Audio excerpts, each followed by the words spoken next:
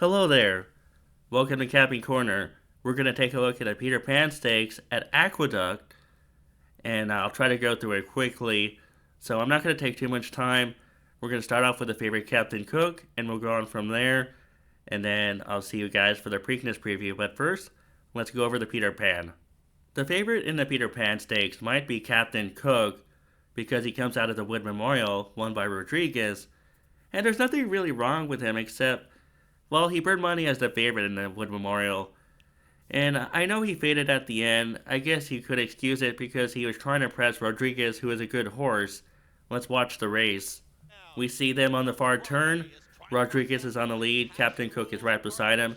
And sometimes when you try to press a horse, sometimes when a horse tries to press a horse who isn't going to stop, which is Rodriguez, then that horse starts to get discouraged and fades away at the end, like Captain Cook is doing right now. And he didn't run bad. It was a good race, and Captain Cook probably just got discouraged that the horse wasn't going to stop.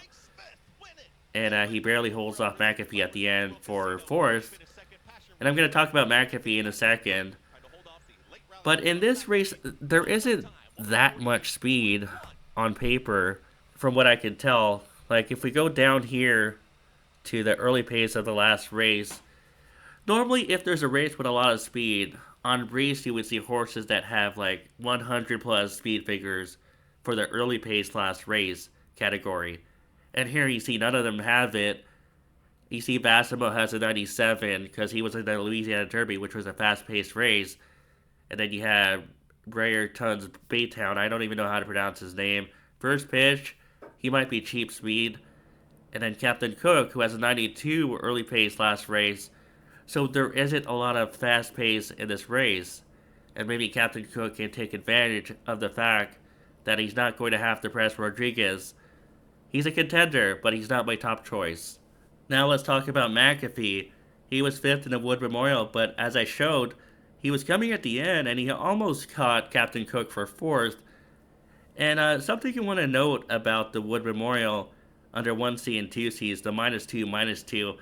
I was talking about how to spot horses who are pace compromised on Breeze. And even though -2 isn't an extreme pace, it's on the slow side, so he was sort of compromised as a closer. And you see that he fell 7 lengths behind at one point. There was a weird point in the race where McAfee lost ground. Let's take a look at the race and see what happened. McAfee is on the rail, his jockey's wearing red, and you see at this specific point, he starts to lose ground, and maybe the 5 made it tight on him. I don't know who was the 5, Sandevil? But he lost ground at that point, and maybe there was just no room. And you see once it gets clear again, McAfee starts to move through the rail. I know he's far back, but he is moving. And Rodriguez is on the lead. And McAfee is going to try very hard to catch Captain Cook for fourth. You see McAfee under the left-handed whip. He's starting to move out. And I know he's out of the picture at this point, but he's going to come at the end. And he's almost going to catch him for fourth. So if you like Captain Cook in this race, why wouldn't you like McAfee? McAfee had to work against a moderate pace, and he almost got Captain Cook. He almost caught Captain Cook for fourth. And you know that McAfee will be a bigger price than Captain Cook, so that's something to think about when you're handicapping this race. But I'm just going to go with Hill Road. Hill Road is a closer, and I don't know if there's enough speed for him in this race, but maybe he will overcome it. Flavien Prat is on board, and he's usually good with judging pace. And I'm going with it because he showed his class in the Breeders' Cup Juvenile when he closed for third. And when you watch that race, no one else was closing except for him. And the pace wasn't that fast. You see the -8 and the -7 under 1C and 2C for the Breeders' Cup Juvenile run. That just means he was working against the pace. And then you see in the Tampa Bay Derby, there was a -10 and -16 under 1C and 2C. So that was an extreme pace situation. And you see the 48.5, which backs that up. And we're going to watch the race briefly. Owen Almighty is on the lead. Hill Road is on the inside. He's behind horses. The jockey's wearing blue. But you see, Owen Almighty had all the benefit of the pace. His main pace rival on the first turn was taken out wide. That was Patch Adams. From that point on, Owen Almighty had an easy trip on the lead. You see the 48-16 half. And Hill Road was in third. And he ran okay. I mean, trainer Chad Brown was quoted as saying Hill Road was going to be short. You see, he was galloping out well, but he was short on workouts because he came off a layoff, and they're going to replay the race. Hill Road was trying. He was moving forward. He was trying to catch Chancellor McPatrick for second, and then he just sort of flattened out. And it sort of bothers me that Hill Road runs in this wrong lead, but other than that, I think this horse has some class to him. And I think if he gets a good trip here, maybe at least a moderate pace or better, he could win. He has the class to win. He was third in the Breeders' Cup Juvenile.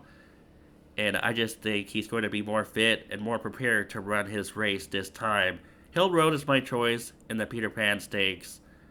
And I know he will need to overcome the pace, but I think he could. Very briefly, I want to talk about some other horses. Why am I not picking Vassimo? I just don't trust the Louisiana Derby group after seeing how they ran last weekend on the Derby card.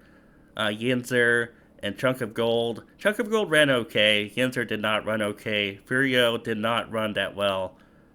But I just don't trust them at this moment, so I'm going to pass on Vassimo. And he hasn't been running well anyway. He lost by 12 in the Risen Star and by 7.5 in the Louisiana Derby. So I don't trust Vassimo. And we can go down to Surfside Moon. I don't know what to think of Surfside Moon. He was second in Captain Cook by 2 lengths in the Withers, and then he was a moderate third in the Federico Tessio. I probably said that wrong. He was a moderate third in that stakes race at Laurel Park, and I just can't take him off that race. And we can go down to Uncaged. Uncaged is okay. He broke his maiden at Saratoga, and usually that's a good sign. He lost his comeback, which is fine, and then he won an optional claimer in Aqueduct. His speed figure for that race isn't that great, and he had a setup in that race. You see the plus 12, the plus 11, you see the fast fractions 22 and 45. He had a setup. He did not end in the fast final time, so the jury is still out on how good Uncaged is. And I'm just going to pass on him, although you might want to put him underneath if you're playing a trifecta or superfecta. And finally, Lordship. I think Lordship is cross-entered in another race at another track, but if he runs in this race, the jury's still out on how good Lordship is as well.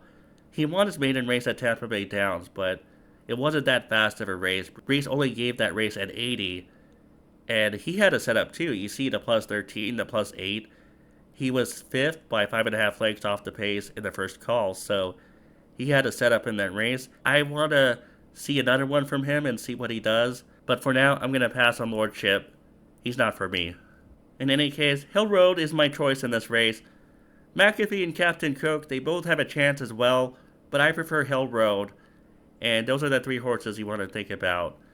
I would single Hill Road, but McAfee and Captain Cook do have a chance as well, and I just think the others are probably overmatched at this point, or at least I need to see more from some of them. So Hill Road is my choice in the Peter Pan Stakes. Thanks for listening, and I'll see you guys when I make my Preakness preview.